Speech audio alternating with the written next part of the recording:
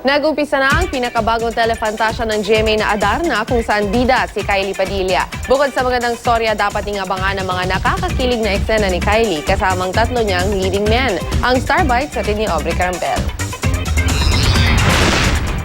Sumahing papawid na ang pinakabagong GMA telefantasya na Adarna na halaw sa Pinoy epic na Ibong Adarna. Ito ang unang primetime series na pinagbibidahan ni Kylie Padilla bilang si Ada, isang taong ibon na may kakayahang manggamot. The past few shows na ginawa ko, it's not fantasy. Hindi siya ganun Pero ito kasi yun ang feeling eh. Gusto ko talaga bawat eksena, gusto ko talaga yung best. Doon lang ako na-challenge. Gaganap naman bilang kanyang ina na isa ring taong ibon si Jean Garcia, na itatakas ang anak na si Ada at dadalhin sa mundo ng mga mortal. Sabi nga natin, ang tagal na, mulawi yan, mula ng mga lumilipad, diba?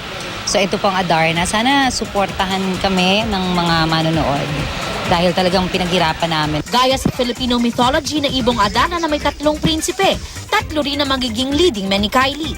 Si Jeff Eigenman na gumaganap bilang celebrity athlete na si Migo na magugustuhan ng dalagang si Ada. Ever since, I've always liked being paired with other actors kasi given a chance to grow, iba yung kapartner mo, iba yung mga ka-eksena mo, siyempre titingnan mo kung may chemistry din kayo.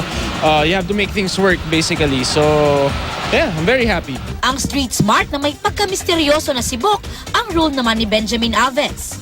Mas may challenge para sa akin na panindigan yung ganong role kasi when people think na porket ganito ako in real life or whatever na yun lang yung, di ba, bilang actor kasi pwede mo naman, there's different ways to prepare for it and to show.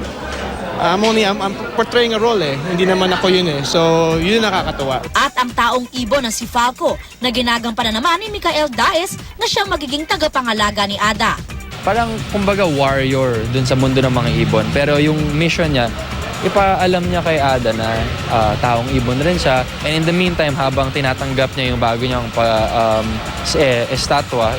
status, then ako yung magproprotect sa kanya. Tiyak nga raw na mahuhok ang ating mga kapuso sa nakakakilig at heartwarming story ng Adarna sa ilalim ng direksyon ni Ricky Davao na mapapanood gabi-gabi pagkatapos ng 24 oras. Aubrey Carampel, GMA News.